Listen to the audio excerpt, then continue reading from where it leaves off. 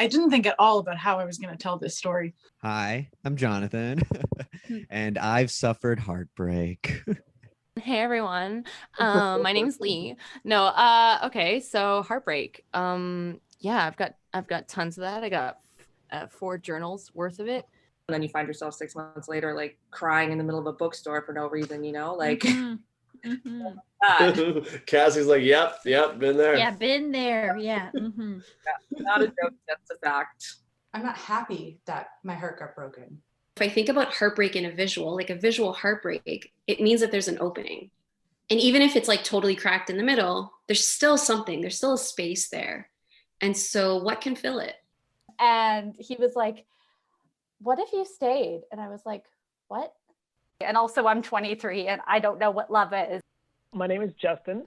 I would have tried harder to make things work. This is what's driving our commerce and our culture, is children falling in love. When this girl walked in, and it was sort of like game over right away. I'm Priya. I feel like my heart was smashed open, and so that you could actually get to all the gooey stuff. I actually have a little brother who's going through his first heartbreak with a girl, and I'm trying not to give him the best advice because I want him to deal with it himself, so he knows what not to do. A lot of it is ego, right? Because at the end of the day, it's the fact that you chose not to be with me in the end. I'm really fucking tuning in on, it's not the fact that maybe that with some rationale, this is really just not a compatible situation. Or perhaps if you're not happy with me, regardless of how I felt, it's a problem. And then it happened, you know what I mean? And then we broke up, and then she called me, and it's just like bang in the moment, and it's like, it's so sudden, and this thing is just plucked from your life, and you're like, what? It's like a phantom limb, it's like, where'd my arm go? How do I go on now without my arm? We suffer because we can't say what we want, or we can't take that risk. Heartbreak is necessary. I need to be okay with this person not thinking I'm the best person ever anymore. The movies have lied to me, I'm gonna do my very first heartbreak that I can remember. And it was about my dad, actually. He was the first heartbreak I've ever really experienced in my life. I was about 7 years old when my parents split up. And I think it just really took me off guard because I didn't see it coming at all. And my dad was my favorite person in the world, and I loved him beyond anything. He was I loved him the most out of any person ever in my life. I just thought he was the coolest. He was so funny. I just loved everything about him. And then one day he just was kind of gone and out of my life, and nobody really talked to me about it. He never really talked to me about it, and I just was so confused. And I think it was the first time that I had ever felt like the world is not a good place.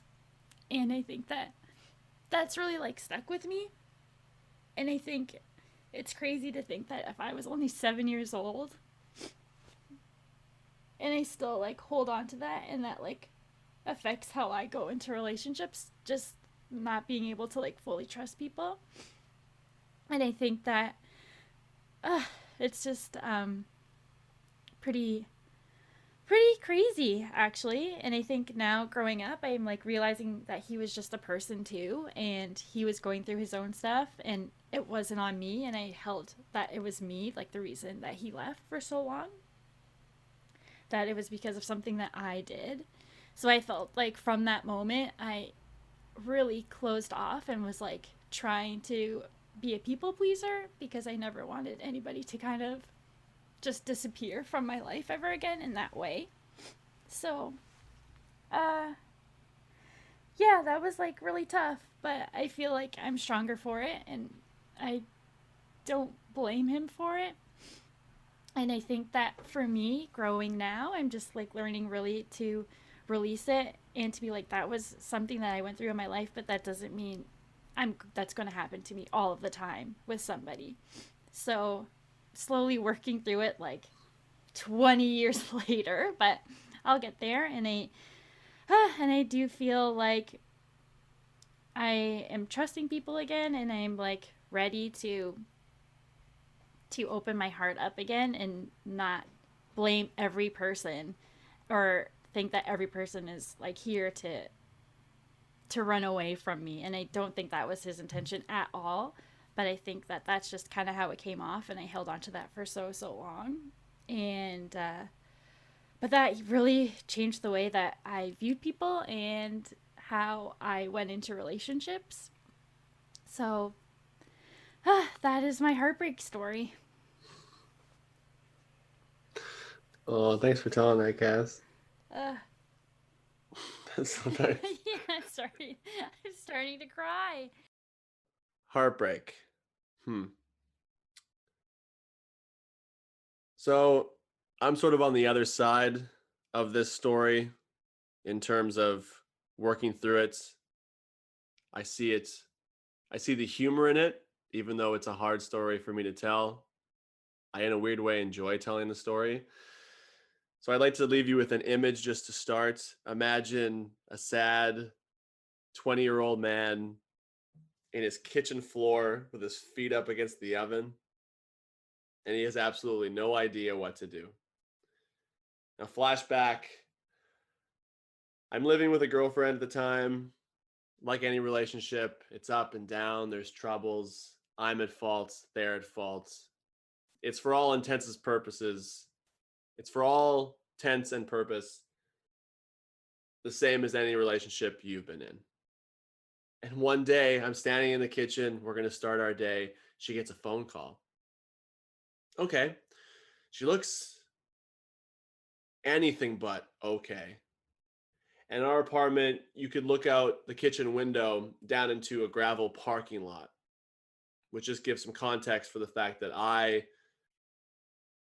view everything that happens next. She runs down to the parking lot. I look out this window. I see her there at the car, and there's her mom. Her mom and I have a great relationship. I'm like, okay, she needs some space, but what could possibly be going wrong? The mom leans into my girlfriend's ear, and she falls to the ground. You know how you think you understand hysterics, and then you physically see someone fall to their knees in gravel? So I'm thinking there's only one option. I don't see her dad. And I go, you gotta be fucking kidding me, Tim. You had to die? Because I'm a selfish young man, and all I can think about is the fact that now this poor woman is going to need someone to grieve with. So she's there in the gravel, grieving. She finally collects herself, comes upstairs, and looks like another person, like a ghost of herself. And I'm standing there trying to be supportive, not knowing what's going on, not really given enough information. And she says she has to go. Everything's okay. She just has to go with her mom now. So I let her. She comes back either that evening or the next day. And she comes in, she still looks like a shell of the person she was. And she sits me down and she tells me a story, the most beautiful love story I've ever heard, except it's not about me. It's about a young man who she's been seeing while she's been seeing me, her live-in boyfriend. And I come to find that this man, not her dad, has recently died. So on that day, I found out about my girlfriend's dead boyfriend.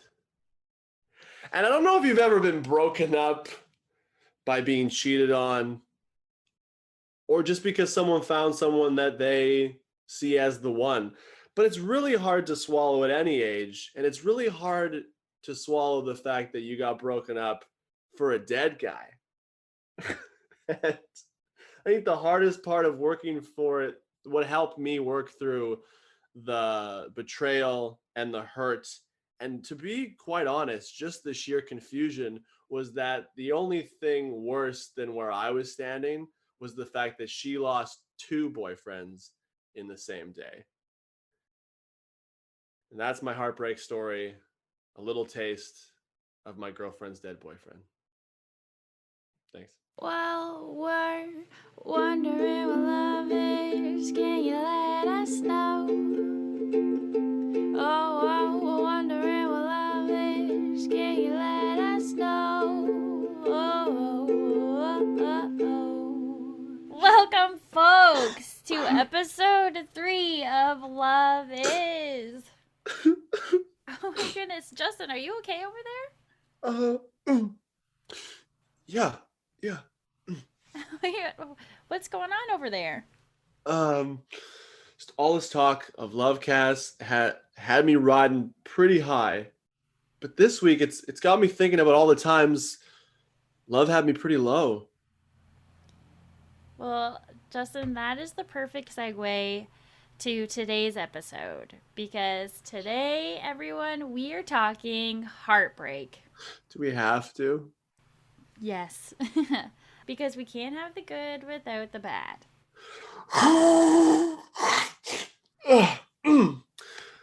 That's right, folks. This week we delve deep into the personal. And we make friends with the more difficult parts of love. Love Is talks heartbreak. Let's get into it. What came first? The love or the misery? People worry about kids playing with guns or watching violent videos, that some sort of culture of violence will take them over. Nobody worries about kids falling in love. Falling in love by listening to thousands, literally thousands of songs about heartbreak, rejection, pain, misery, and loss. Did I fall in love because I was miserable? Or was I miserable because I fell in love? Hello, listeners. Justin here, heartbreaker, dream maker, and co-host of Love Is, and an eternal pessimist. Hey, listeners. It's your co-host, Cassie. We're coming at you with episode 3 of Love Is. Last week, we visited our favorite rom-coms and how media shaped how we see love now. Once again, we were left with more new questions than answers. And we got to watch so many great movies. Movies that molded my outlook on love more than I ever thought they actually did. We were so brainwashed, Cass. Yeah, you know what? That's one way to look at it, Justin. But I also feel so rejuvenated. Sure, love might get oversimplified in movies, but like any good film soundtrack, I'm grooving, buddy. Well, you'll need it this week, Cass. From a high note of movies and media, we take a turn to the darker side of love. You know what they say, no risk, no reward. Well said. Love Is, episode 3, Heartbreak with a bullet. Okay, we're going to talk about how it feels, how it happens, breakers and breakies. And whether heartbreak holds the answers to what the hell love even is. Oh, Cass, how's your week? You know what, Justin? Overall, surprisingly well. Even though we're talking about heartbreak, I think it actually really made me realize how similar we all really are. That was surprising. That, and I feel a few of our interviewees made note of it. I was vibing. I was energetic. I surprisingly felt super excited after every interview. This breaking open of everyone's shell and just sharing their inner darkest moments.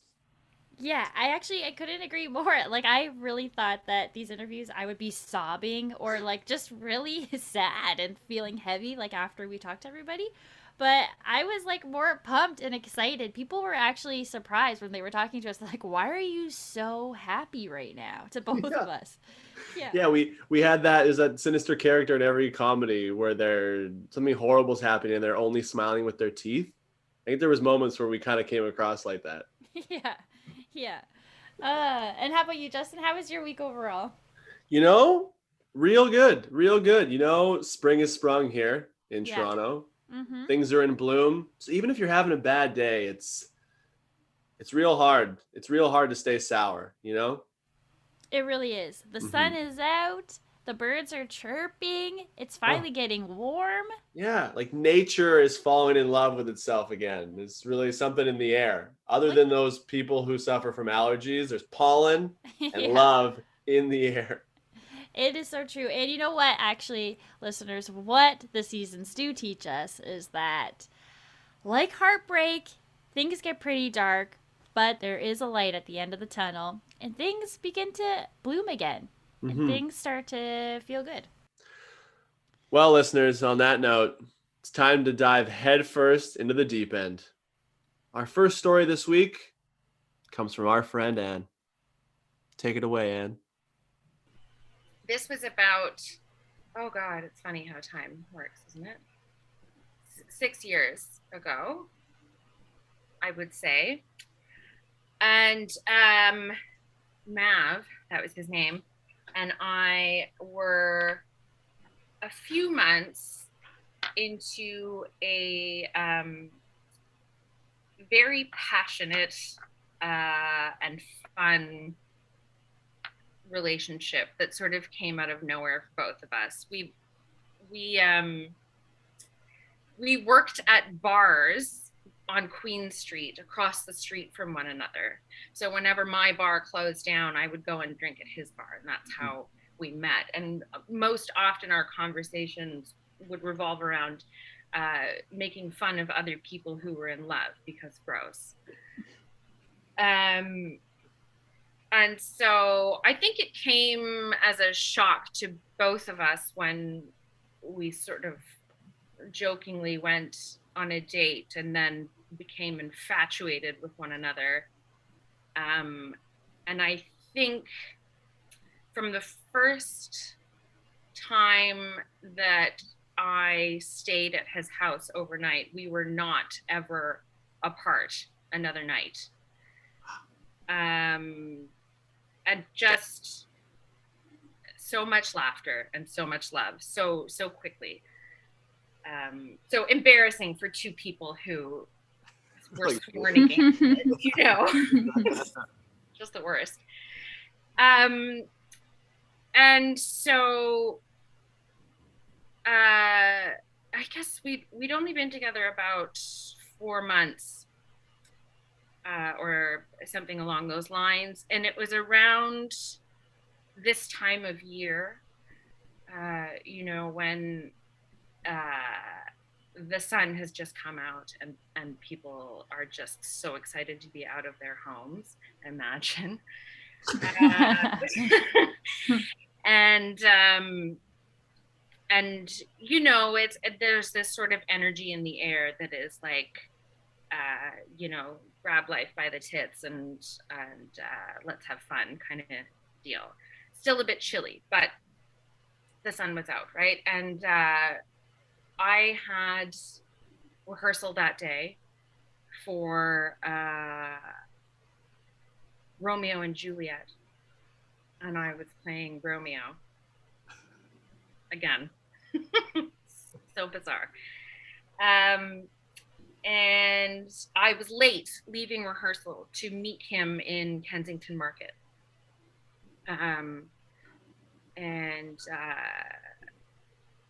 What we'd been apart for 3 hours, so this was very frustrating for both of us.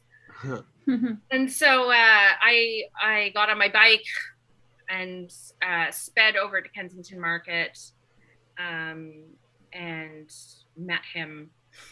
And we argued briefly about my tardiness. And then, you know, we sort of got over it and we went to Ronnie's in Kensington. I'm sure you're familiar. For an afternoon cocktail because the sun was out and spring was upon us and all was love and daisies. And we had a couple of drinks. We sat on the patio, and it was the first day of the year that he'd gotten his longboard out, and I'd never seen him on a skateboard before. So of course I was swooning, you know. And we decided that we were going to go somewhere to buy shoes. Spring shoes, you know. And as we were leaving Kensington Market on Augusta Avenue, I was on my bicycle and he was on his longboard. and we were going to turn onto Dundas. And I was in front of him.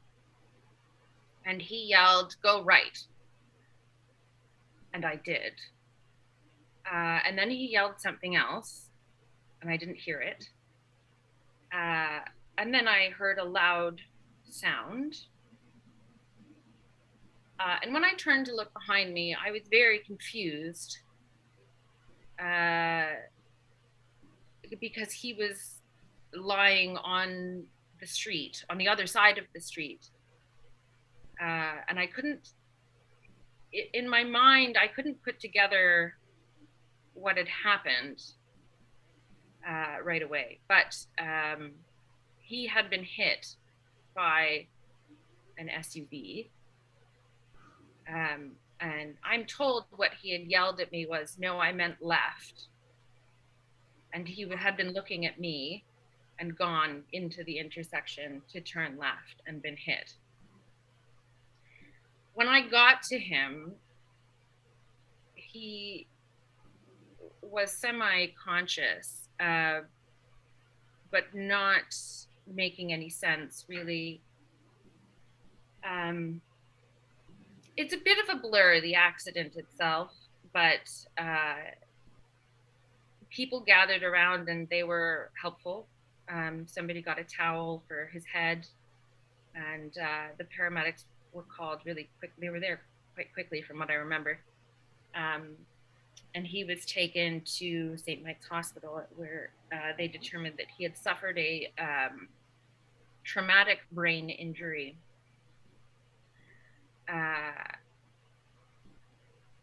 He was taken directly into surgery. And then several hours later, he was out and he was in the ICU. And I don't know how long it had been, but we were there. His friends and I were all there waiting. And he woke up. And he had he'd been intubated, so he couldn't speak. But he could tell how many fingers people were holding up, and it was a good sign that he was there in some capacity. And it was touch and go for a while, but he came out of it, and the tube came out, and he could talk, and all he asked for was me. I was the only person he wanted to see or to be with, and I was there. I did not leave. I mean, I left occasionally the hospital, but I slept there every night with him in the hospital bed for nearly 2 weeks. And then one night I went home to sleep because I hadn't been sleeping very well. And I got a call from the hospital around 4 a.m. He'd had an aneurysm and a stroke in some order. And I rushed straight away, but they had taken him to surgery. But he never woke up again. He was brain dead from that point on. And his family took him off of life support 2 days later. And that was it. And I begged and I screamed, and even though I've always been one of those people who said I would never let someone be a vegetable, and I would never want to be a vegetable, and even when the doctors were showing me the scans of his brain, there was nothing there. I couldn't understand it. And I just thought, give him more time and he'll snap out of it. But he didn't, but he was gone, and he donated everything but his eyes, his skin, and his heart. All of the things that he thought made him him, he kept, and the rest went to save lives, which is a comfort now. At the time, it didn't mean much, obviously, but it does now. And that, my friends, is my biggest heartbreak. Thank you, man. Thank you for sharing that. Of course. Yeah. All right, so ask your questions. So I'm just gonna be over here crying. Oh my God. Oh. All righty, listeners. Heartbreak is ultimately a metaphor we use when we experience an intense emotional stress or pain from longing. As if our hearts have literally been broken into pieces. Love for a parent, partner, friend, heck, celebrity, mentor, a fish can be so deep that when Person, thing, response. when that thing, Cass, is gone, it can feel like many different things. And those things can friggin' suck. Yes. Ultimately, loss isn't anything any of us want to experience, but maybe there are some positives we can glean from the whole damn thing.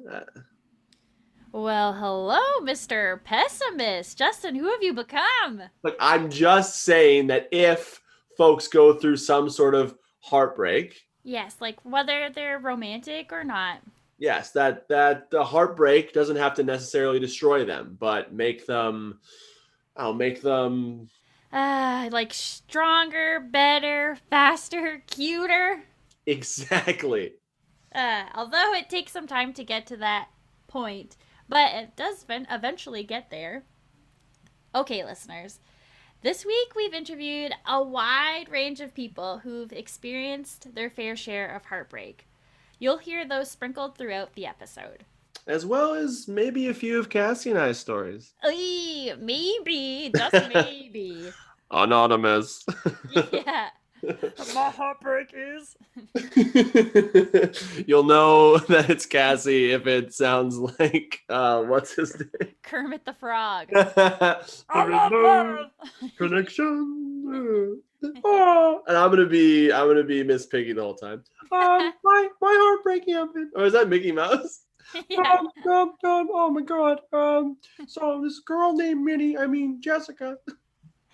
Wow, Justin, that's actually quite impressive. Oh, okay, shut up, Mickey. Now, what does science say for this deep, dark feeling we call heartbreak? Well, studies show that our brain registers the emotional pain of heartbreak in the same way as a physical pain, which is why you might feel like your heartbreak is causing you actual physical hurt. I feel like there's a long list of effects from heartbreak. Like whether or not that is the reason, it can definitely be a trigger. Hey, Cass, what effects have you felt from heartbreak? Heartbreak is so wild because it literally, for me, has felt like a physical ailment. Ailment. Yeah. A physical ailment. Heartbreak has caused me such physical pain, and it's so wild to think about. One of my first heartbreaks that I ever had, both of my biggest heartbreaks, I lose appetite for sure. Like there'll be times where I won't eat for weeks and I don't even feel hungry. And it is such like a gut-wrenching feeling that it almost feels like loss or sorrow, like it's the end of the world. Like literally when you see in movies like people with the blinds closed sitting in a dark room just laying in their bed staring at the roof for like a good 3 days. I've definitely been there, and it's wild to think that this is the end of your life. But I've also realized that it's not the end of your whole life, but an end of a chapter. And it's okay to like feel those lows and to like really sink into these gut-wrenching feelings. And it is wild just how much heartbreak can be so physically tormenting and mentally taxing. Literally like your heart's been ripped out of your chest. Right. I completely agree, Cassie. And there's an element, at least for me, because there's such big feelings, there's such a performative nature of it in terms of it's depending on your experience, it's such a foreign feeling, a loss, but not necessarily this person is gone per se. And you're sitting there going, I'm watching myself cry in the mirror. Yes, yes. Exactly. I'm closing the blinds. I'm not talking to anyone. I'm watching sad things. None of my music is happy. If a good song comes on, I'm like, you're dead. You're dead to me. Yes. You just need to, you need it to be 100% you. You need to be raw. What are those Richard Scarry books or whatever, where it's like Oh yeah. you need to be sadness. You need to be that blue teardrop. Yes. Mm-hmm. Yeah, and you need to find like the dagger or the salt in the wound that will make you feel even worse. Yeah, It's if like, you'll look what up is their that photo, song? Yes. Oh my god. you'll find them on Instagram. You listen to your favorite song. You watch that movie that you guys like. Like, what are you doing to yourself? Yeah. But you know what? I don't think it's a bad thing to get to that place. If anything, I think it's really good to allow yourself to get to that deep, dark place, because just know that won't last forever. Yeah. Yes, it might last for a few days, a week, a few months, but it's great if you can just to sit in it and get it all out, because it's not worth holding on to. Mm-hmm. Yeah, you gotta strip yourself emotionally and physically bare. I had an ex who, her and her friends would do burn parties. I'm sure I've been part of a burn party where you burn the things that make you think of them. Wow. It's very ritualistic. I kind of like it. I've never been to a burn party, but I feel like a symbol of me has definitely been burnt at a burn party. Just a feeling I have. That's actually quite fascinating, Justin. I'm gonna take that and maybe do a burn session tonight. Oh my god, Cassie, it's crazy. Like, you can't eat or all you do is eat. You can't sleep or all you do is sleep.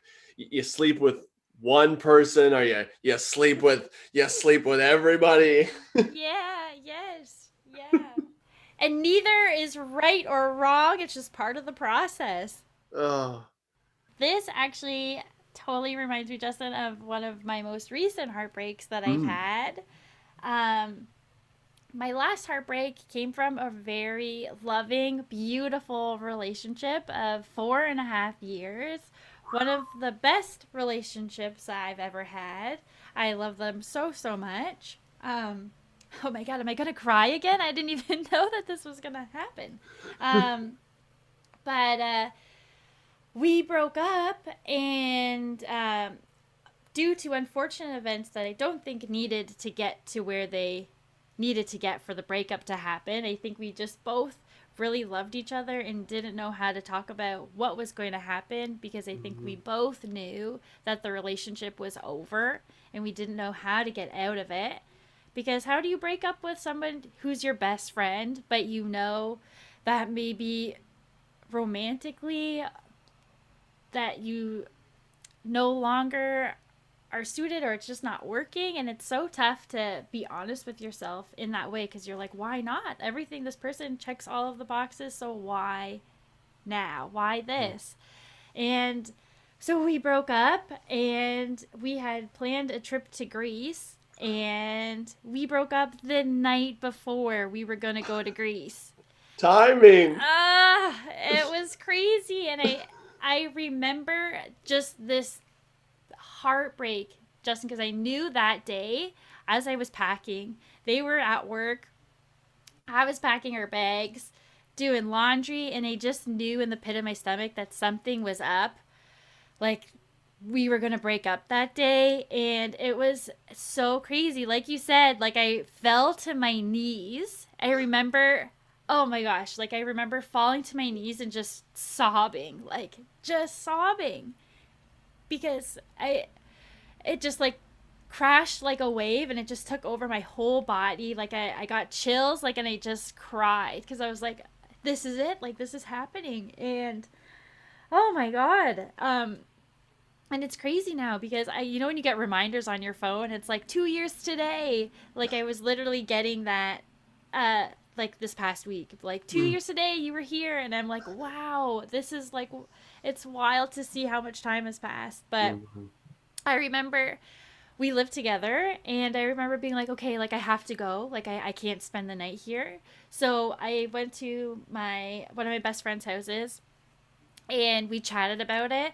And I was like, do I go to Greece by myself, or do I spend the next like 2 weeks in back home with my now new ex? And we talked about it, and my friend was like, you have to go, like you have to go. And I just kept thinking to myself, I was like, Cass, this is like your movie moment. This is the moment that when you see the main character in movies, you're like, go, you gotta go.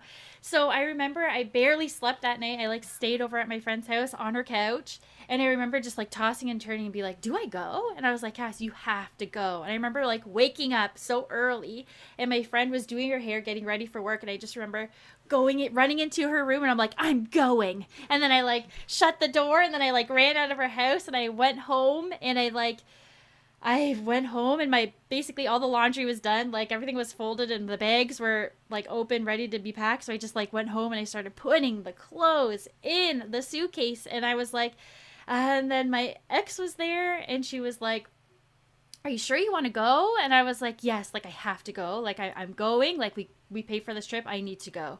So it was just so surreal. And I remember I packed my bags. She was wonderful. She like paid for my Uber, like and I remember just going in the back seat and just crying the whole way, like the whole way in the Uber to the airport, sobbing. Like my poor Uber driver was probably like, what is happening with this woman? Should I be driving you to the airport? Yeah. And then I remember going through customs, like the whole event of me in the airport just sobbing, like, one ticket to Greece, please. Like just crying, getting checked, crying, getting across, crying, like sitting at the table, sending pictures to my friends. I'm crying and going to Greece. And then I remember too, I messaged all my family just being like, hey, just so you know, me and so-and-so, we just broke up. I'm going to Greece by myself. I just want to keep you in the loop so you know. And that I'm going by myself. And it was wild. And I remember that I think I was there for 10 or 12 days. And what a roller coaster. Yeah, because I was like, I could stay here in Toronto and cry, or I can cry and be in Greece and go to Athens. And I could cry and eat gelato. And I was like, go to Greece. So I basically sobbed for 12 days in Greece. And I'm so happy that I went, because I think it was the best thing for me to do. Even though I was scared, I was like, this new beginning, like to be like, Cass, you can do this. You got this.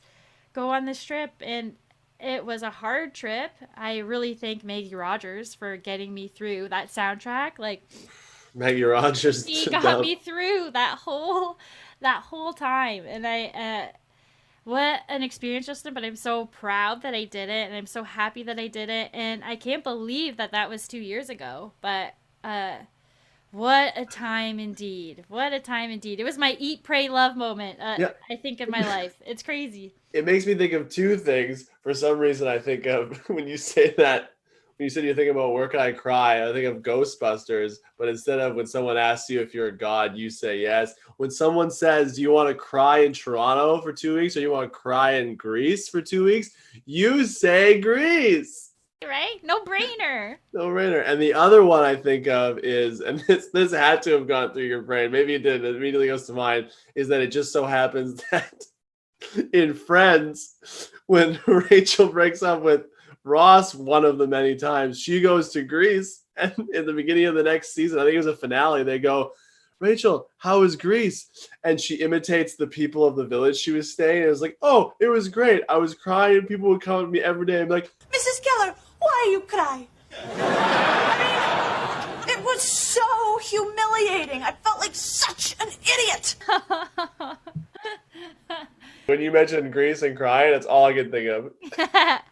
Oh my god, I love that. Actually, my Airbnb host, he was so lovely. He was like a dad, he like a photographer, and he was so nice. He like took me to like one of their like huge kind of like family gatherings, and like one night, and it was like really lovely. It was like at this theater, and they had like a potluck. I like couldn't uh, understand everybody, but everybody was so lovely, and they like just welcomed me with open arms. And then we had like a little dance party, and I joined them in their dancing, and it was really nice. Like, That's the pivot point in your movie. You've been all this focus, that you're standing there and it's like you're watching the dance, and someone maybe like cool and attractive comes up and goes, "Do you want to dance?" And you're like, no, I couldn't possibly dance. And then it's just like slow montage of like starting awkwardly and everyone laughs. And then by the end of it, you're just like in your floral grease dress, just going like, yeah, that's right. That's right.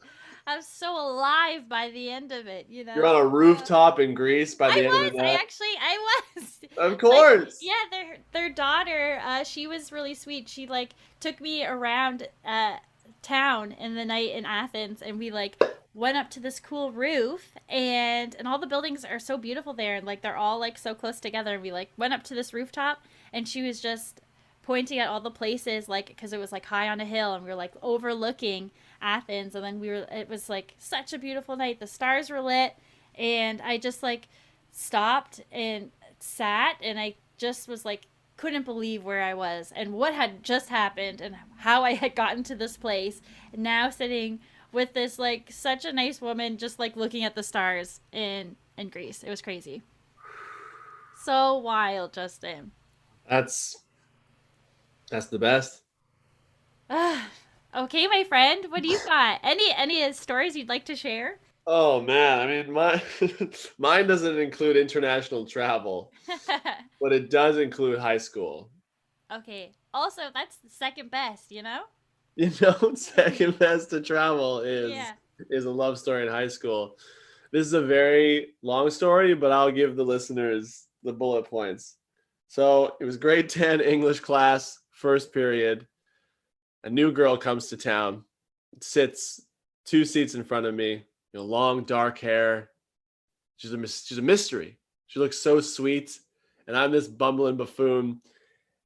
And I, Mr. Smooth that I am, give her a pen. This starts a tumultuous love story of will they, won't they?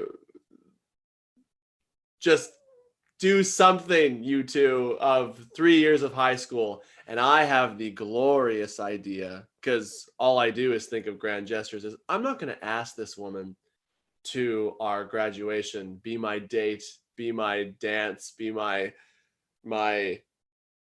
transition into post-high school adulthood. I'm going to wait till April 12th, my birthday.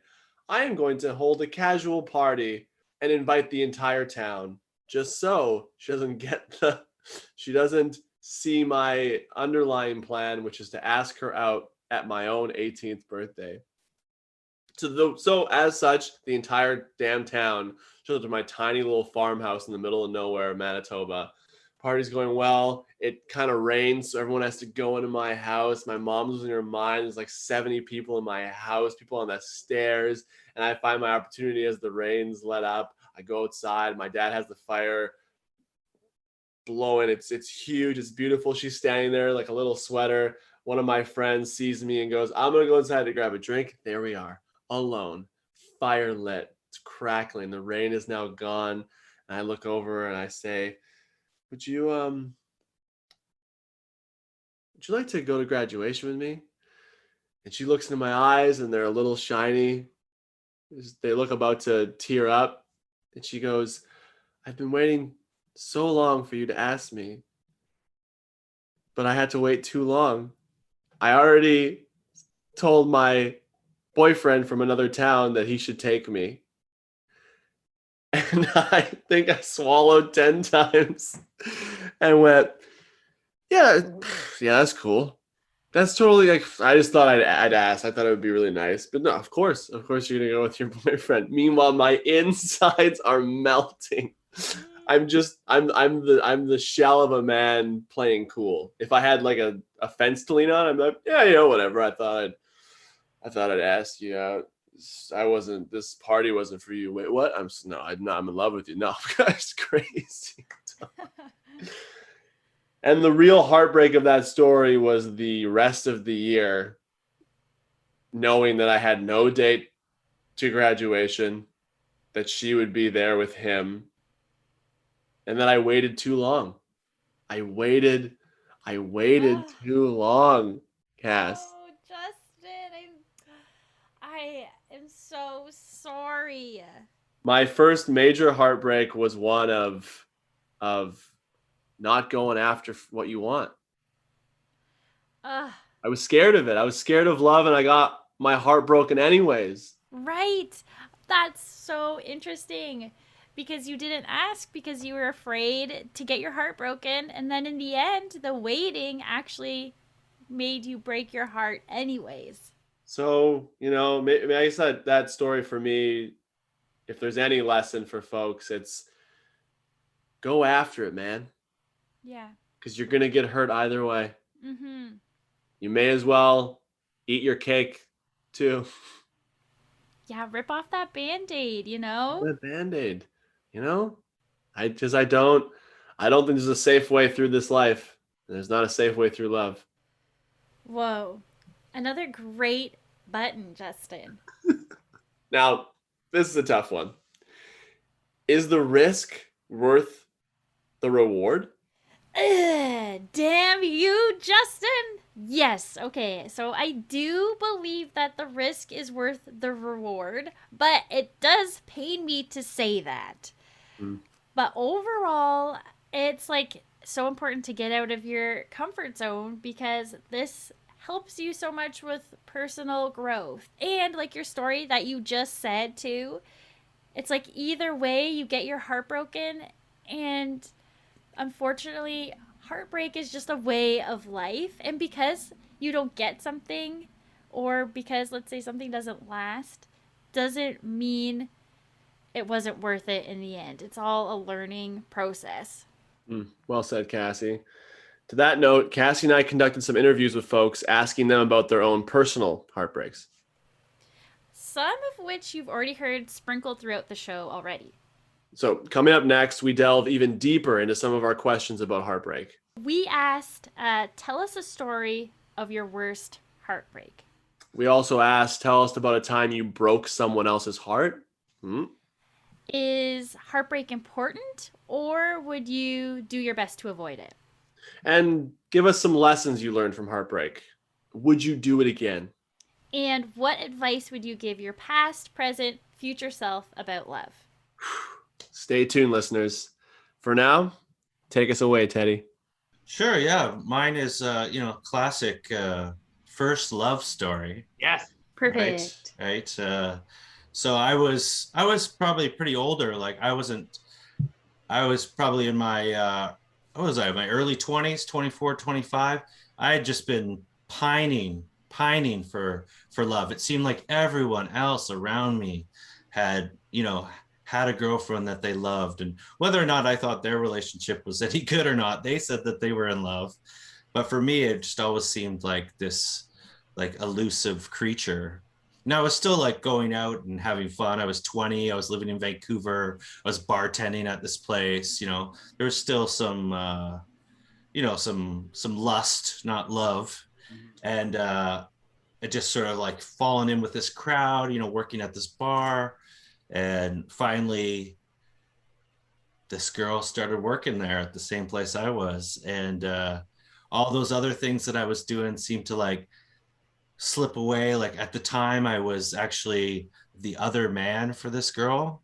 Her boyfriend lived up in Whistler, and so he was only in town once in a while. And we had this thing where we'd meet up every Sunday at this club, and then we'd split a cab because we lived in the same area. And then it's like, you're going to go to your place, right? I'm going to go to my place, right? And then once we get to like my place, she's like, well, I'll just get out here. Whoa. So I was doing stuff like that when this girl walked in. And it was sort of like game over right away. I'd never really, she was obviously beautiful, and I just couldn't take my eyes off her. So I started to pursue her. And then the girl who I was like sleeping with, the other man, and of course Sloane's The Other Man was like my soundtrack to my life at that point.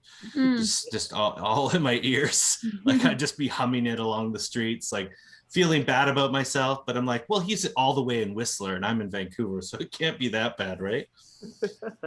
But little did I know is that the other man girl was developing like feelings for me too. So I started pursuing this other girl. I'm sort of like, you know, we had fun, but we're gonna go over here.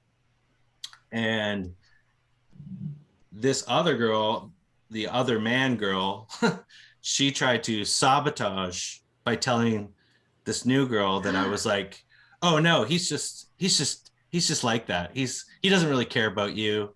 He's just gonna, you know, dump you or like use you and then, you know, throw you to the side.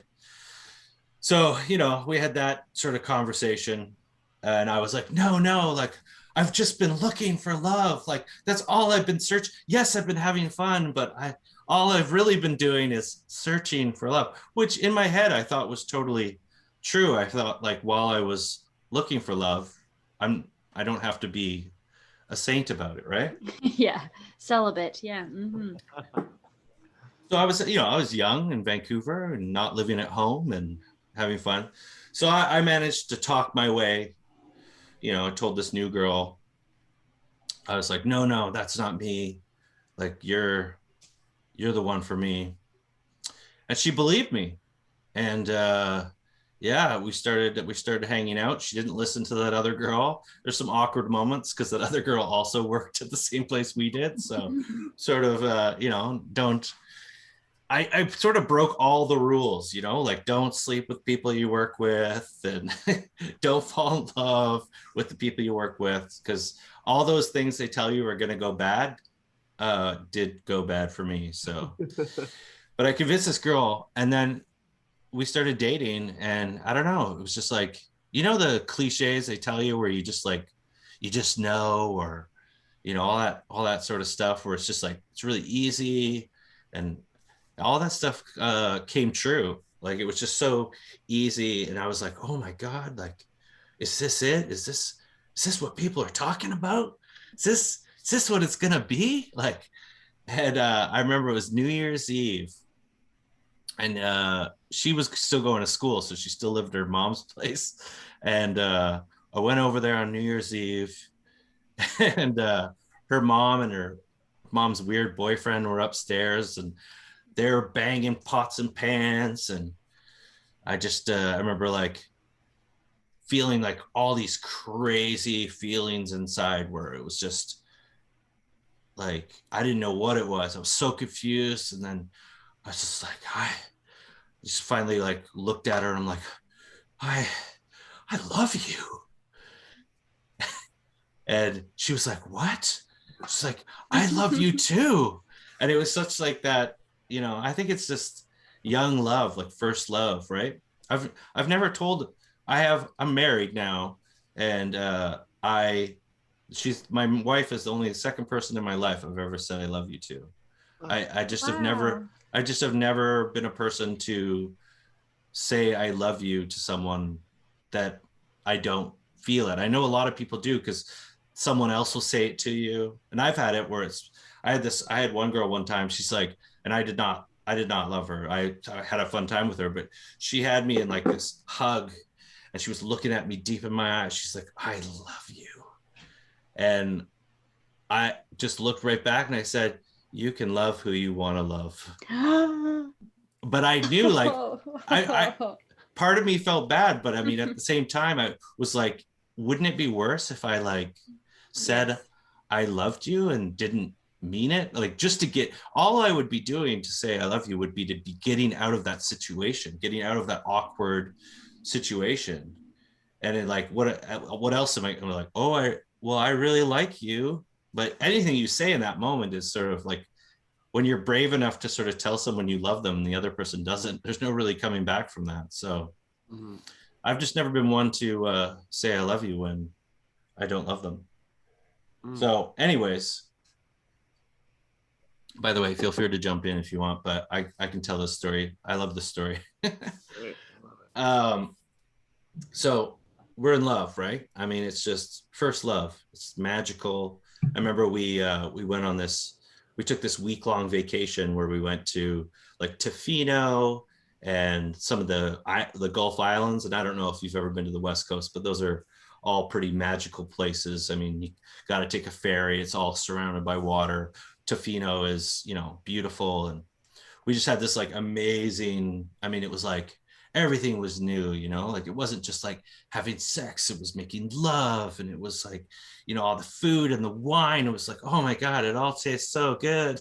And it was just lost in that thing. But so we had that for, I don't know, I mean, it was like 8 months where it was just, but then little cracks start to emerge, and like this and that, and little things and friends. And we started fighting all the time. And I don't know, you don't even know where it starts. It starts with little things, this and that. And then my friends, like my best buddies, my best friends from growing up, were like, hey, we're going to Australia, just the guys. Whoa. You should come. I broke up with my girlfriend. Robert broke up with his girlfriend. You should come. We're all breaking up. We're all going. And I was like, I don't know, like this is, but it sort of hit at the exact same point that we were like really fighting, like it all started to crumble apart. So all that sort of combined. So I remember I told her I wanted to go to this field. I don't know why I wanted to go to a field.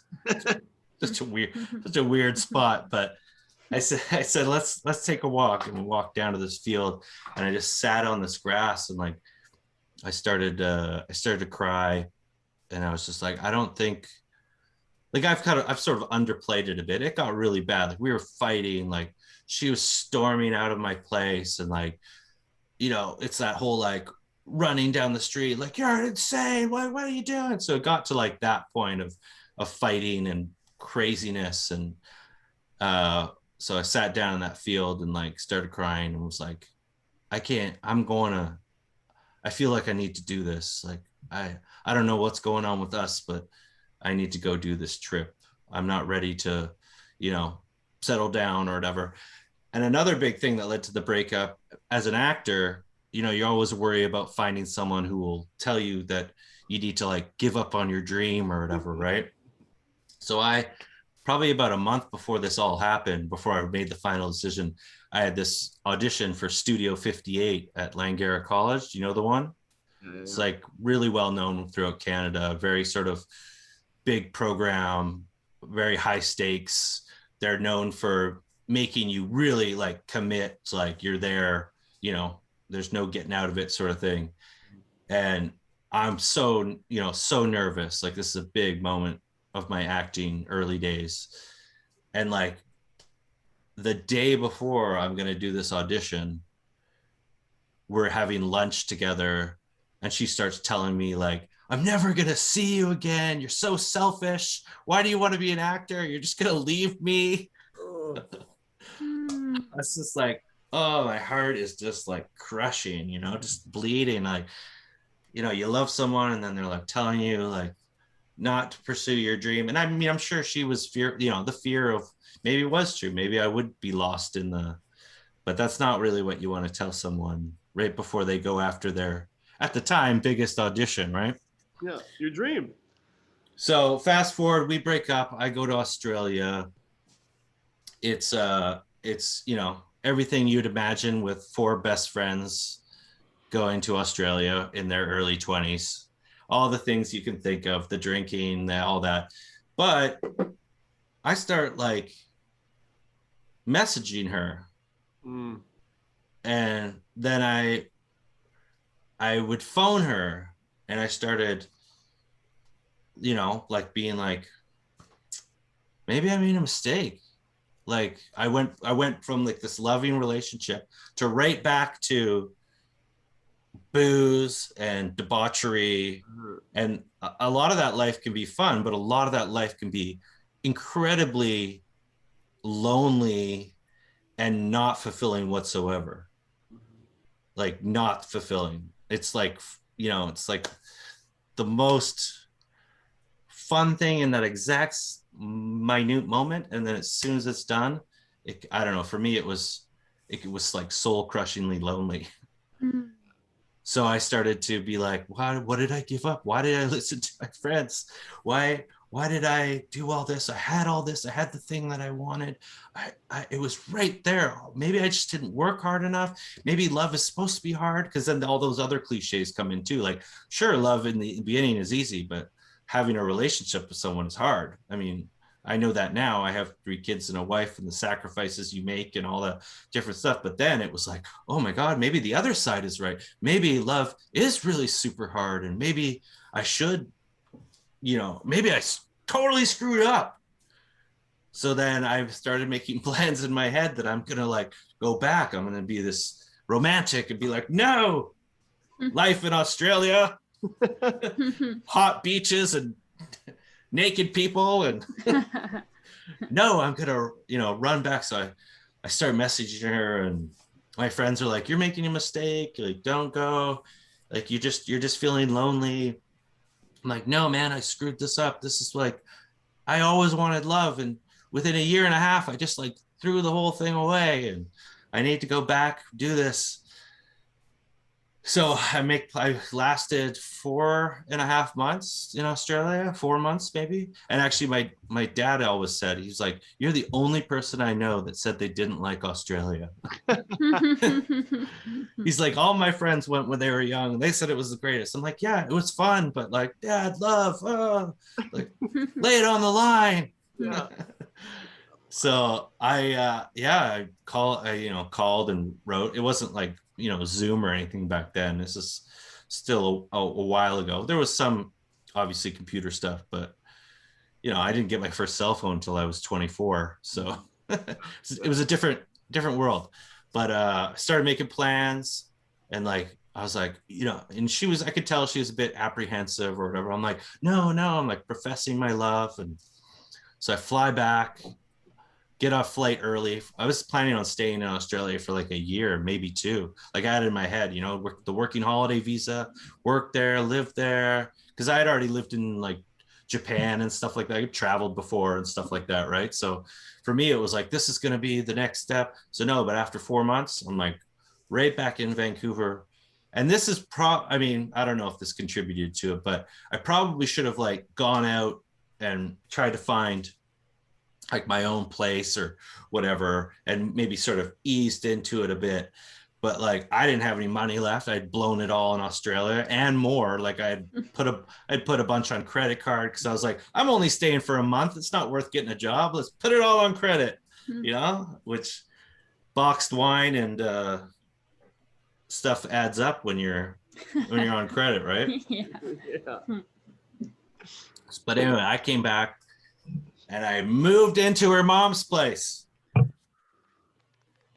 So that might have been part of what happened next. But, I was like, no, like we're going to be together forever. So what does it matter? Like, this is like this is the best. This is like, and we love like fantasy novels and stuff like that together. Like it was like unicorns.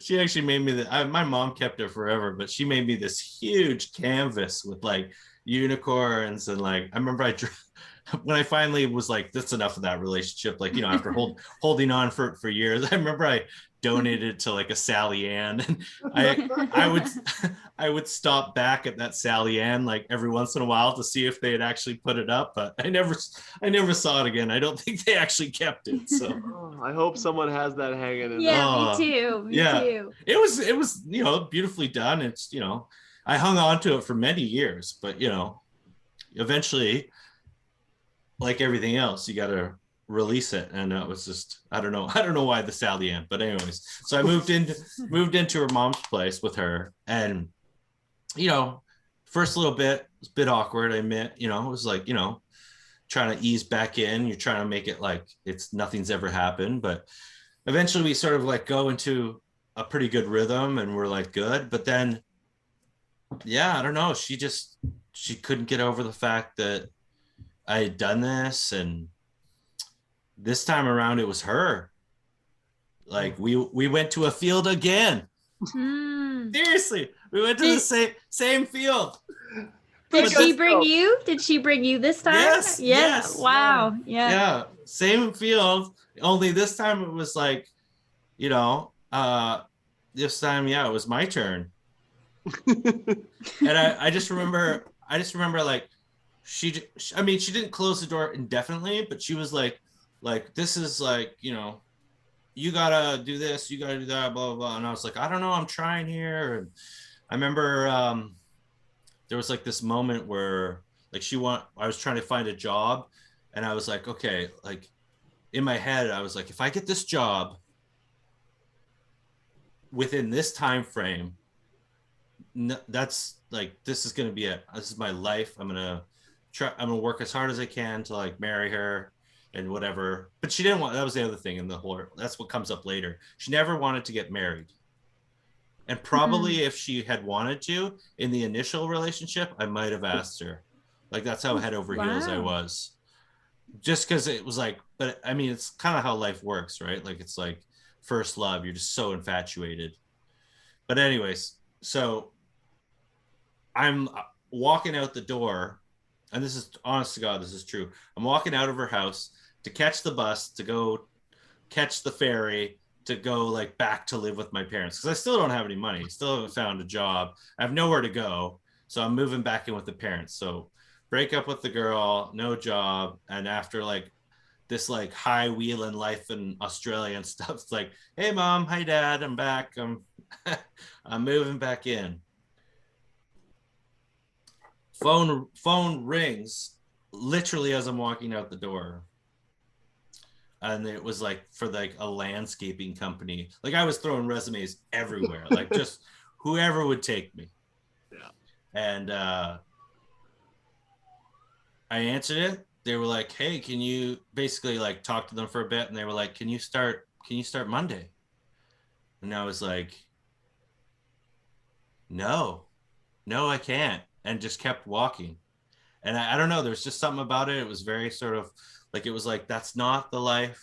Like, I don't want to be a landscaper and just do whatever. Like, by that point, the relationship had become, on her end, I think like I had to pass a certain amount of tests for it to be her version of love. And like, it's such a crazy like whirlwind from where we were before to me leaving, to probably me breaking her heart, and then her breaking my heart.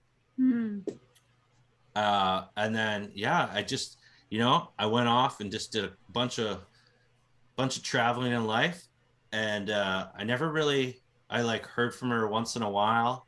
I think I was gonna say I think I called her one time when I was drunk, but I know I did like the old, the drunk sad, I miss you, and then regret it the next day.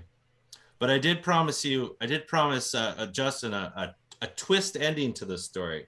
So let's fast forward a bit. So I told you she never wanted to get married, right? So fast forward, I'd gone off and done life. I had lived, on the island. I worked at a fishing resort, blah, blah, blah, did all this stuff. Finally landed in Vancouver again.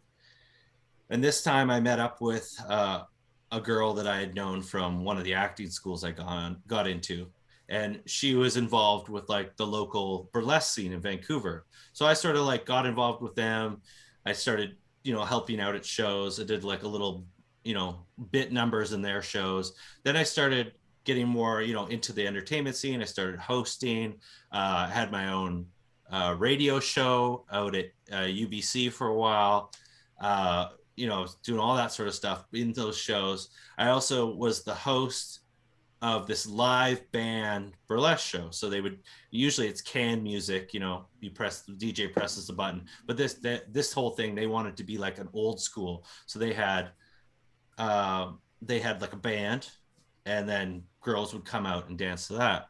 So we were doing this show at this club in Jupiter Lounge in Vancouver. It's not there anymore, but used to be like a live music venue on Davie Street. And so I'm there. I'm going to do the show. The twist is I had done this like burlesque number as Batman. I had this Batman costume. And it was this whole thing where like I had a fight with Penguin. And I was so dirty that I had to like take off my uniform, right? And wash myself and all this stuff. So I was hired to be the host. So I was going to host the first half of the show as Batman, do my number, and then come back out as me. Because after I rip it off, I can't put it back on. So probably about 3 or 4 days before the show, the band leader, we're at a show. He's like, oh, by the way, there's this stagette coming to the show. I was like, okay, cool. She's like, yeah, it's this girl. Her sister set it up. Her name's Randy, and her sister's name is Sarah. And her sister Sarah's setting it up. And I'm like, what? I'm like, there is no way. But I'm like, first of all, how many girls are named Randy? Mm-hmm. How many girls are named Randy that live in the greater Vancouver area and have a sister named Sarah? That's like, it just gets smaller and smaller and smaller. Yeah. So I'm sort of like, nah, like all the way up to it. I'm like, this can't be. She never wanted to get married. Why would this be her like bachelorette party? That doesn't make any sense. She was never going to get married. Like, this wouldn't happen.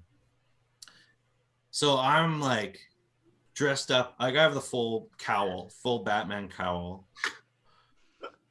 And like, you know, I have the whole gear on. It's a really cheesy costume. I took an old baseball like catcher's thing and like just put a felt bat on it, and then had a cape and the cowl, and I had like these wrestler boots that I had you know, it's burlesque. You like throw these costumes together.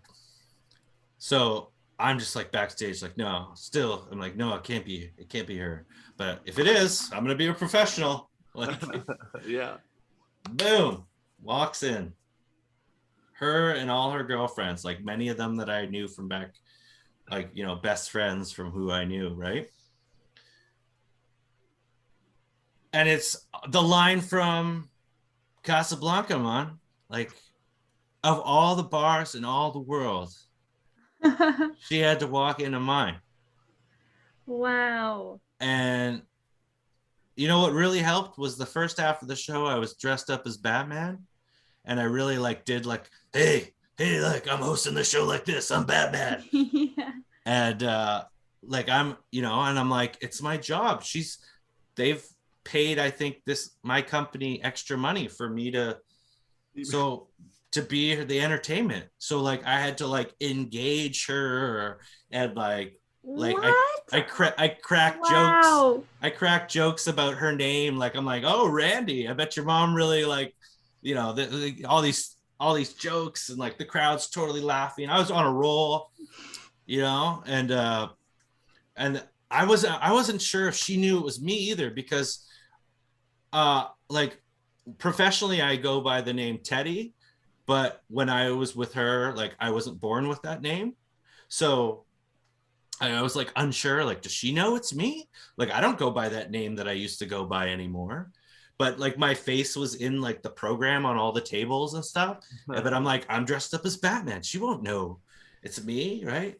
And like, so we get to the number, right? And, you know, I have a Robin with me and we're just like, yeah, taking it off, you know, and then there's halftime. But then I come back and I'm like in a suit and it's me.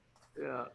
And that's when it hit me, man. Like it was just like, I'm looking at her and I'm like, oh, I got a whole other half of this show. I gotta do it. But I tell you, man, the jokes weren't as good in the second half. Like being Batman and being able to crack the jokes under the cowl and everything. Like I was really on fire. Second half, like kind of staring down the barrel of this girl that in my mind at one day and then so finish the show. And I'm just like out on the patio, like shaking, like having a drink. I was just like, how could this happen? How does this happen in life? How is the girl that at one point actively in my mind, I might have asked to marry me if she had wanted to be married, but I didn't because she said she never wanted to get married. And now I am essentially her stripper. Yeah. I'm the last guy that's gonna, take off my clothes Yeah. for her. It's crazy. That's Like, wild. What? So we had a moment after, I was just like, oh my God, I can't believe it's you. And it was like kind of awkward. But then her friends saw us together and they're like, quickly pulled her out of there. And I remember just going home and like just sitting by myself and like pouring myself whiskey and like sitting there and being like, just like one of those, like, how does this even happen in life? How am I the stripper for my only girl, and at that time the only girl I ever loved? We've all been in one situation or another we regret. Now I'm the other man. No one's rooting for me.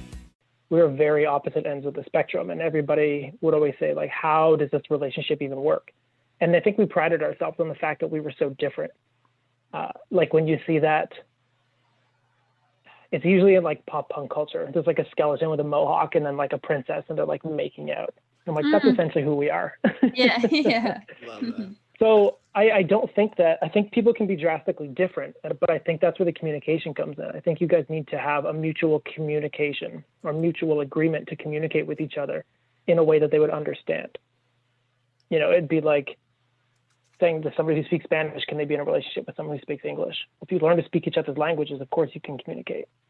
I think it's totally doable, and I don't think people should steer away from it because it's a challenge, because everything that's difficult you get to work through is typically worth it.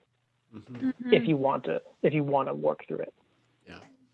Yeah, my second question to that too is because we have also heard people say like mourning the future, almost this life that doesn't exist, and just kind of like getting your own idea and your take of it. Why is it so hard to realize or have the death of a future that doesn't exist? I think because you build it up and you build excitement, and again, it's like, how do I word this? It seems easy when you have a path. When you know where you're going, life just seems easier. I don't know. But if you're now faced with like, okay, let's put it this way. If you're like driving and you have a destination in mind, you have a map. If that map fucking blew out the window, you're like, where are we going? You still wanted to get there, but now you just learn to enjoy what's around you because you might end up somewhere even better. Yeah, I think that was one of the hardest parts, was the whole future idea of it. It's like we had plans and I pictured us together and I pictured growing old together. And like, I thought of her as an old person and I was like, she's so cute. And like, you get hung up on that. It's not that she won't change or that I still won't think she's cute when she's old, but, and possession's another thing too. We opened our relationship near the end to try to explore different avenues to see if maybe there was something that we could revive, if there was like a sexual aspect so that we could explore with each other. And like, it was more than that. It was more like trust and freedom. Especially in a situation where you are watching or hearing your partner be with other people.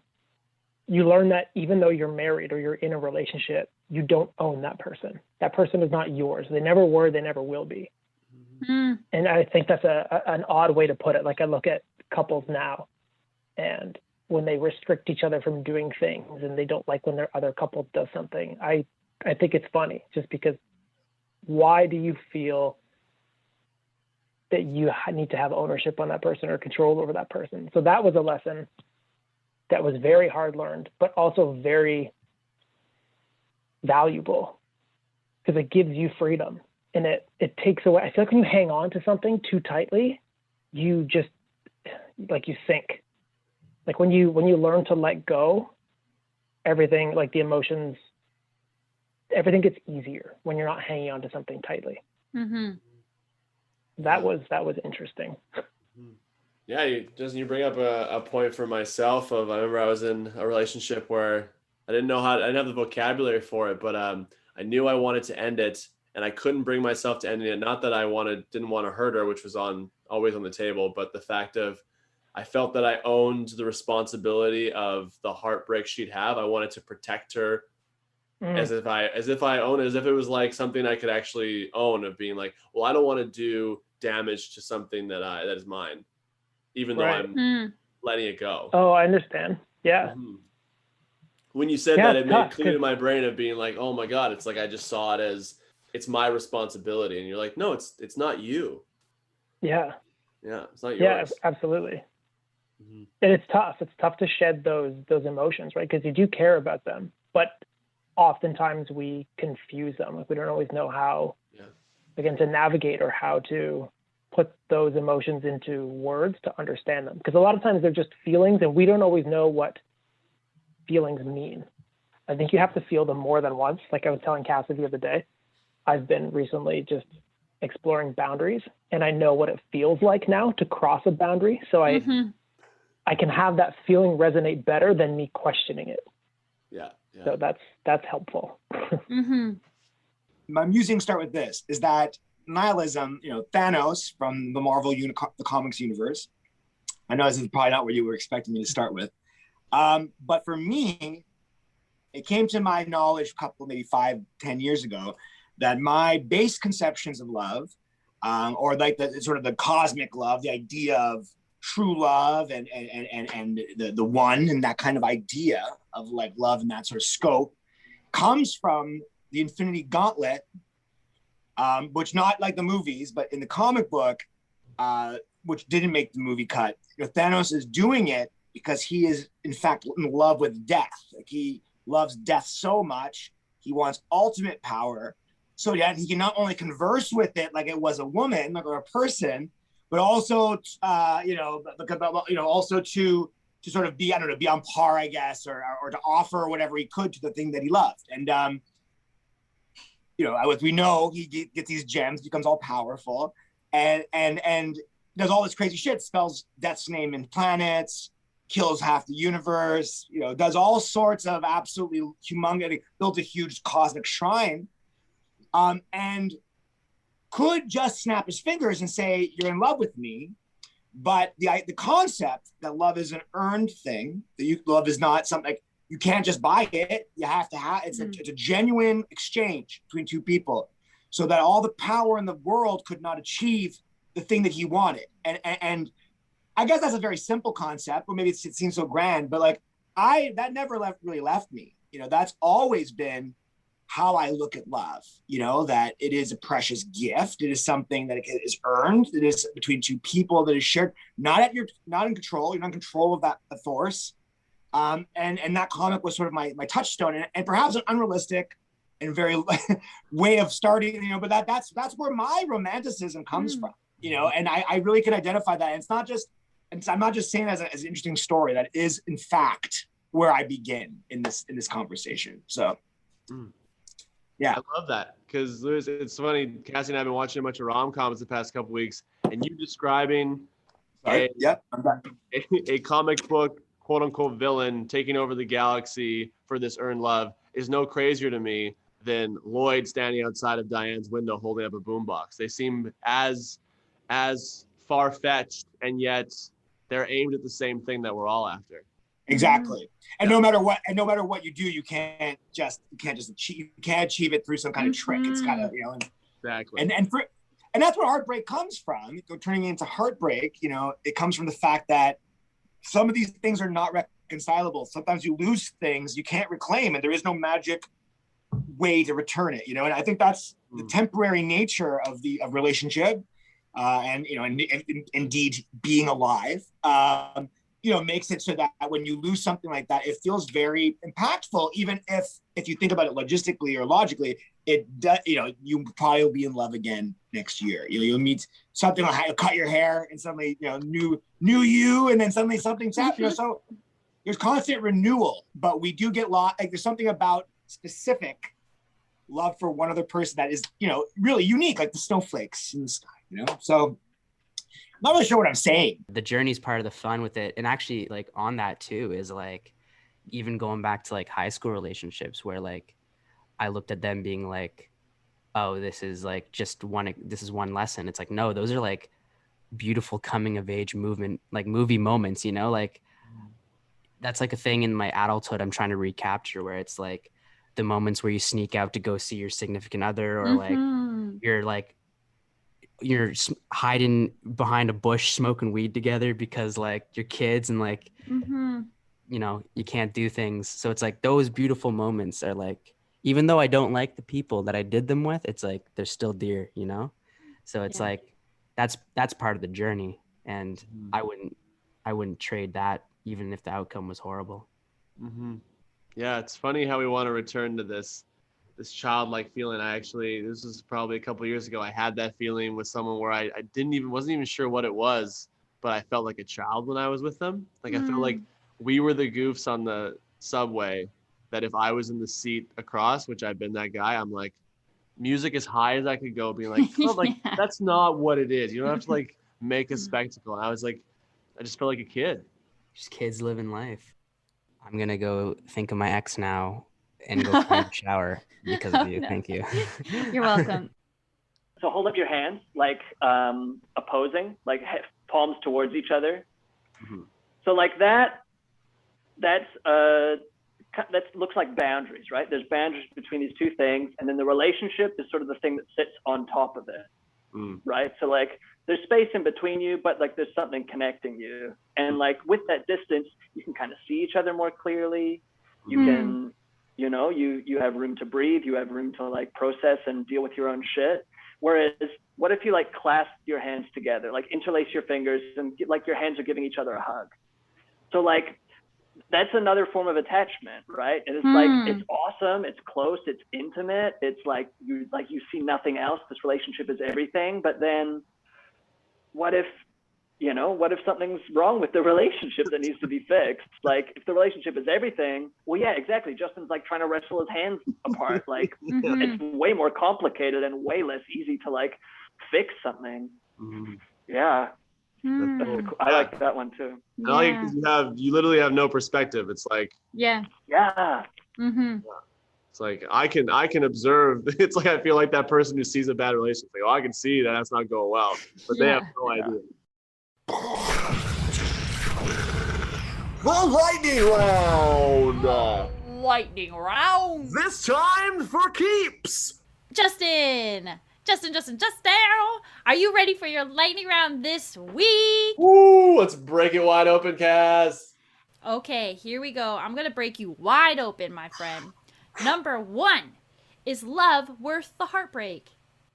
If it's good for the goose, it's good for the gander. That's a yes. Yeah. Get broken. Put yourself back together. It's worth it.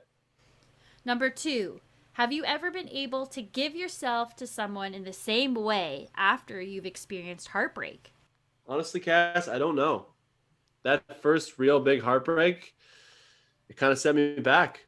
I don't know if I'll ever be that open, that goo goo gaga. But the older I get, I don't think that's a problem. But I don't think you ever have your first, Number 3, does love have to come with heartbreak? I mean, maybe this is a negative approach, or maybe it's just my own experience, but I think it does. I think yin yang, good, bad, vanilla, chocolate. I don't think it needs to ever go. You don't want trauma and you don't want negative for negative's sake. But I think, bruises happen. Kids walk around, they get scuffs. You can't keep your whole life clean. You got to get a little dirty. Well said. And I think that the challenge too is that you do have to get dirty, but then it's like, how do you also keep your heart open even after these experiences? Yeah, it's like sand. It gets in your underwear. How you get that out? Yeah, that's tough. That's tough. Just a little wash. Get the hose. Get the hose. Don't put your feet in like Crocs. I don't know. It's a whole thing. It's like love. It's hard. It's difficult. It's not easy. Yeah. Love is like a pair of Crocs. Number 4, would you ever go back to an ex who has caused you heartbreak? That's a good one. I think I mean, I've always wanted, part of me's always wanted the Ross and Rachel treatment, even though it can be pretty toxic of will they, won't they. I've never had that in my life. It's always clean breaks. I'm not really friends with my exes. I'm still on talking terms with some of them, but there's never been to me a go back, a part two. So I'm intrigued by it. So I would say that's enough for me to say yeah, but I've never done it before. Yep. I'm not opposed to it, and that is not me reaching out to my exes. If you're listening, we cool. And last but not least, Justin, number 5. Do you think you would be a better person today if you had never experienced heartbreak? No. Loser. That's a loser. Yeah. I don't want to know that guy. I mean, maybe I do. No, no, I don't think I like that person. Better person? No. No way. Better? No. All right, Cassie, are you ready for your lightning round? Oh, but Justin, you know that I'm always ready. Well then, number 1. Is falling in love one of your life goals? Like getting a good job? Great question, Justin. I would love to experience the over the moon, out of this world love. But I also do recognize that the first love that you should have in your life is the love life with yourself. And the older that I get, the more that I realize the best love story is my relationship with myself. But I would love to find that person that I could be like, whoa, you just took me or helped me get to the next level, and we could just both share in such a beautiful love and just experience that together. Just be open, vulnerable, best friends, laugh. We both help each other. Ooh, I would love that. I would love that. That's magical. That's beautiful. Number 2. Yes. Do you trust folks who've never had their heart broken? Ooh, good question. I do. Do I trust them? I think that do I trust them? Justin, this is a good question. Do I trust We get right into it with the lightning round here at Love Is. Do I trust a person? I think I do trust a person who I do. Long answer, yes. She does. Yeah.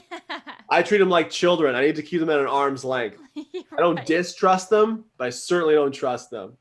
It's true. It's like, why are you protecting yourself from something?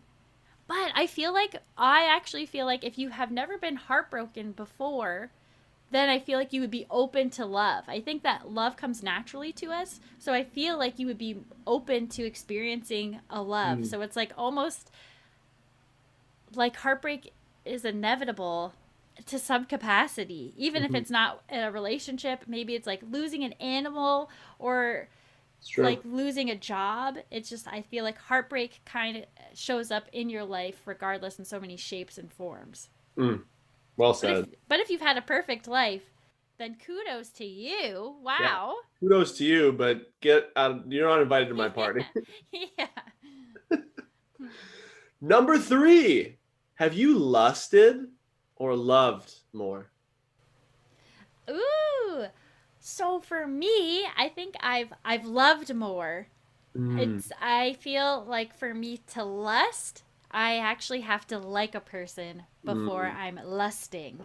Right. I can lust from afar, but I'm more of I have to like you in some capacity before I can lust you. Oh, that's nice. I'm a hard luster. I lust. I lust before I wake up in the morning. I'm lusting with my dreams. Yeah. Number 4. Is there truth, Cass, to the saying, when you know, you just know?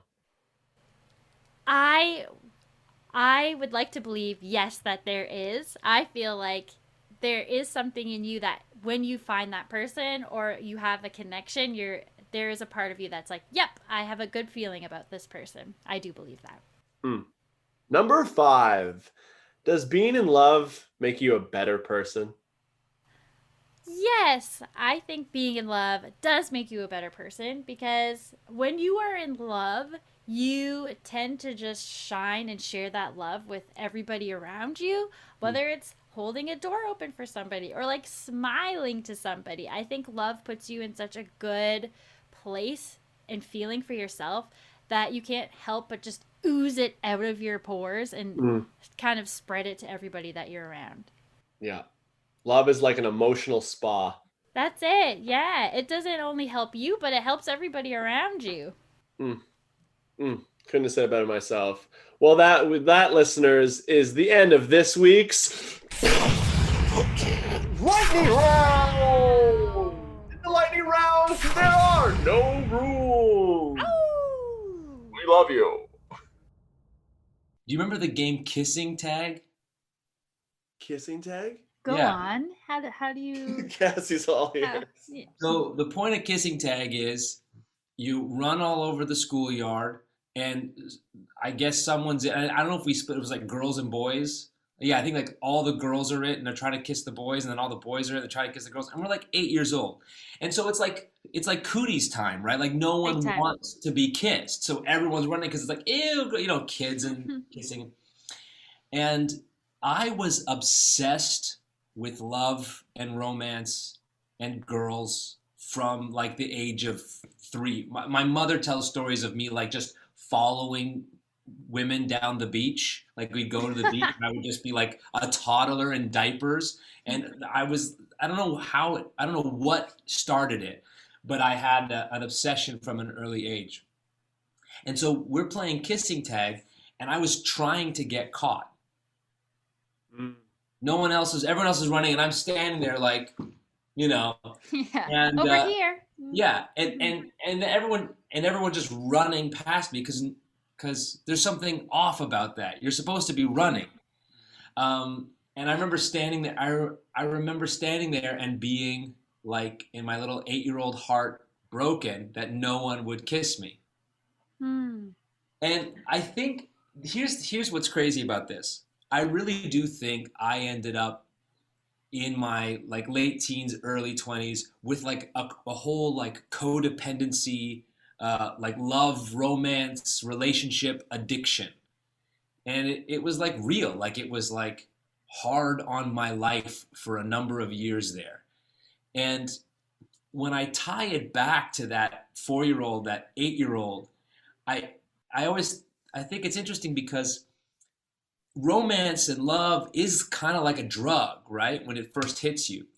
And it's the only drug that's not you have access to when you're a kid because you have access to pop music, you have access to TV and movies, and so you can see people enraptured.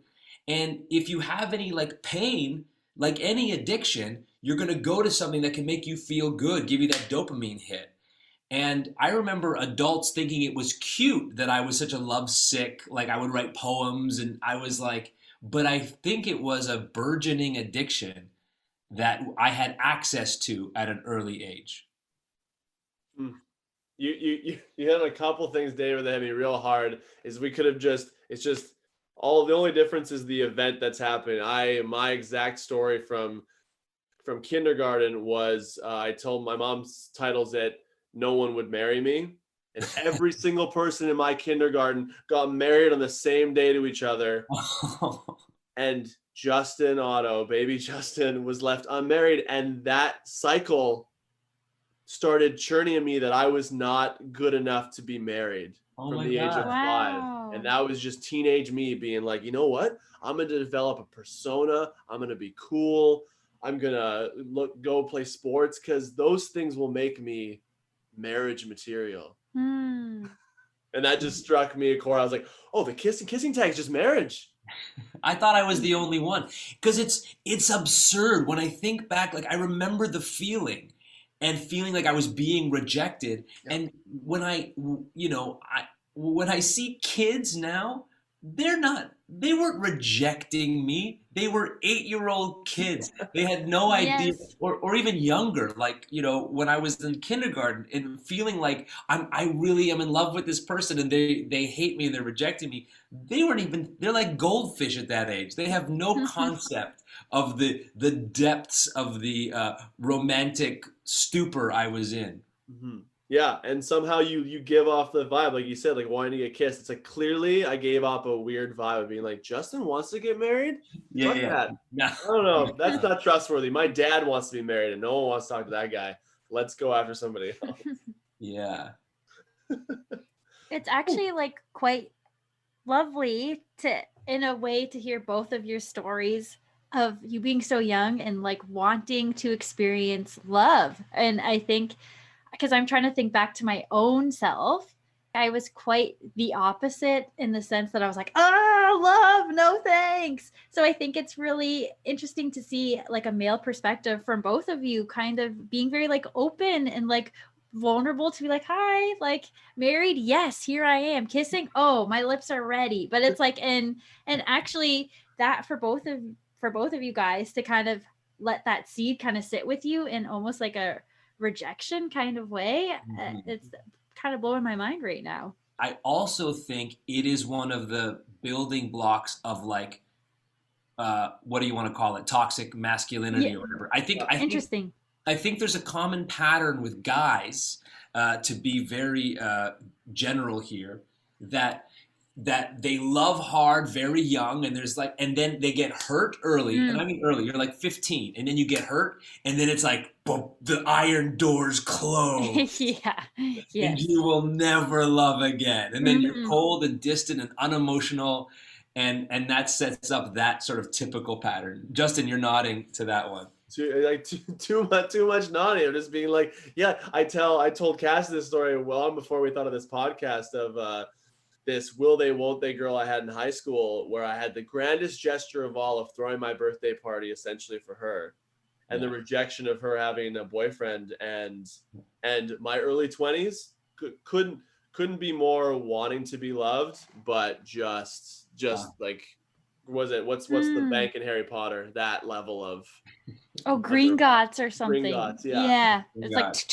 I was the Green Gots of love, and all I wanted was someone to break in. Yes, exactly. Yeah. Oh my God, so much to mind there, my lord. Yeah. Why I was so opposite, I think, to both of you is I think I didn't feel like I could be loved in that kind of way. I ran away from it as opposed to letting it happen. I was like, oh no, I can't, because I can't be loved. It's really interesting, just this whole idea of like communication. I almost feel like in elementary school, we should have a class of just communication. I love what you said about elementary. Like I'm actually doing my master's in elementary education right now. And amazing. That's a huge part of it, is the social emotional learning that we, it's beautiful. I find that we're taking kids, we're sitting them down every day, and we're really checking in with them to see how are they doing, what's going on in their lives. We're talking about relationships with them. And that's sort of something that I find was missing with my education. A heartbreak. It's a literal heartbreak. I had this memory about being in second grade. And there was this guy in the class named Jonathan, who I didn't like, but everyone knew that he liked me. And then it was already that awkwardness at a young age of going, oh gosh, like that's sweet, but I don't like you. I like Tommy, this other guy. And I remember being in class, and across the way, I saw him put something in my desk, and it wasn't Valentine's Day or anything, but I remember clocking it and going, oh no, what has he done? What has he done? And I went over to my desk right away, and I looked in the desk, and he drew a picture, and it said, my heart, Brianna, with a heart. And I remember looking at it and being so embarrassed for some reason. I think it's more because I saw him do it. So it wasn't an anonymous thing. I knew it was from him. And I ripped it up immediately. Threw it in the garbage. Yes. Did he see you do that? I don't know. But I don't know. I'm like, why did I do that? Because he was really made. That's a gesture, and he didn't sign it. That's the thing. He didn't sign it. It was just that, and I tore up his heart. And I think though, and this is so unfair to him, but I think I did it because I was disappointed that it wasn't from the person I liked. It's wild, and I hadn't thought about that in a long time. But to sit with it further now, being mature, you're going, why did I do that? You know, like what was that? But how brave of him. And again, like it's hard to describe. It's really, really hard to describe, and you can do your best, but you know when you, well, I guess sometimes some books can get it, but you know when you read about it, or you know when you hear it in a song, and you know when you watch it somewhere. Justin, we've done it again. Here we are, back at square one. I think it's safe to say, Justin, that we have still been left with more questions than answers, even after talking about heartbreak. Oh, damn. I really thought drumming up all that old trauma was really going to crack the case. I guess we'll be doing more episodes after all. Justin, question for you. Have you ever heard of the concept of twin flames? Have I? Yeah. Have you? No, I meant exclamation point, Cass. Oh, okay. Well, Yes, I have. In fact, I have 3 twin flames back home in Winnipeg, but that's a long story. That's a real fun story. And maybe we can get into that on our next episode, where, listeners, we are going to dive into soulmates and the old rascal we call destiny. Whew! Tune into episode 4, where we track down destiny itself, or rather, folks who've met theirs. We talk soulmates, people. And we are talking twin flames. We're talking everything serendipitous, because it gets us closer, possibly, to what love is. For the 2 of us at Love Is Pod.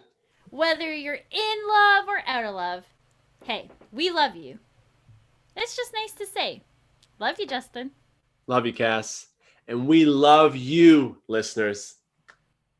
But always, always remember that it is not permanent. And I think that's the number one thing, is like, we always heal. That's the human experience. Give yourself a chance. Give yourself a chance to feel. And I say that, like, again, because I was someone who really was very, very guarded for a long time. And in hindsight, I would have told my younger self, like, it's okay. It's okay if you're not totally sure if this person is like the best, or try, don't shut them out so quickly. And this can go for friends, whatever it is. The answer's not known until you find it. Like, we'll be friends forever. I cannot imagine my life without her. She knows me better than literally anybody. It's tough because you're almost losing your best friend. That's how I felt for a long time. And I find on the days when I'm low, I'm really mourning just missing my best friend. Like laying in bed together, sharing like the simple laugh, things that aren't even romantic, just the camaraderie of having somebody there that knows you so well and can pick up on your cues, and just, like if you sigh or whatever. I liked being in a relationship for that long. Having a broken heart is like beautiful, and Right. and maybe it is. Maybe it is. Feel it. Just feel whatever you feel. Feel it all the way through. Forget the story and feel the feeling, and then go do something else that's good. I watch soap operas with my mom. Go through it. Like I'm always reminded of the Finding Nemo. That scene. When I see that big way that they have to go, and it's dark and it's scary, and it's she's received that advice, just the best way is to go through it, not over it. And then he decides to go over it and gets all of those like jellyfishes, and she's like, you should have listened to me, you should have just gone through it.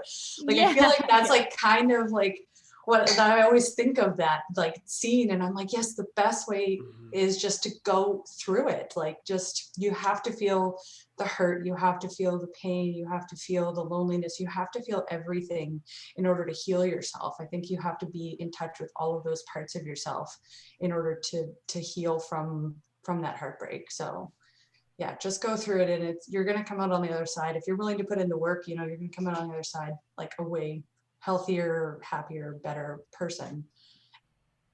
I think that's a big part too, especially when I started, like when I was younger, 18 to 21, let's say, the idea of ending a relationship, but then being alone again. And like that fear of like, what if I just never meet someone else ever again? What if I leave this and that's it? Like I'm just alone for the rest of my life, which, now I'm not as worried. Now at my age here, I'm like, okay, I'll go single. Like I'll meet someone eventually. I know that based on my experiences, but back then it was like the most terrifying thing. Like, oh my God, like what if I just never have a person? Yeah. Everything is not so serious. It's not. It's light and easy, and it's young, just being young and being open, saying yes, open hearts, right? And so I definitely don't take it seriously, and I think from that though, it is to be brave, to write that note, even though it may not get the reaction you want, but you did that, you went there, you spoke your truth, and it went out there. And heartbreak is the price of admission to go on this ride, right? Like if I could go back, or I could look at 10-year-old Matthew and say, hey buddy, I would say listen, your heart's gonna get broken. It's gonna get broken lots of times. It's gonna get broken over and over and over. But no, it's gonna feel, when it happens, it's gonna feel like it's the end of the fucking world. But please know that it's not the end of the world. And on the other side, when it heals, because it will, I can promise you that, there will be a new world revealed. So you're gonna think this is the end of this one. Maybe it's the end of this one, but it's not the end of the world. A new life, a new something will be revealed after it's done. So I think that's the lesson, is like, use it as food, man. You know what I mean? Like, don't throw it in the garbage. Don't It's be like like, evolution, or evolving. Yeah. exactly, because we hate it. It's so painful. I'm gonna go drink. I'm gonna go drug. I'm gonna go this, to get it away. And it's like, have it, feel it, lean into it. It's so good. It's wonderful.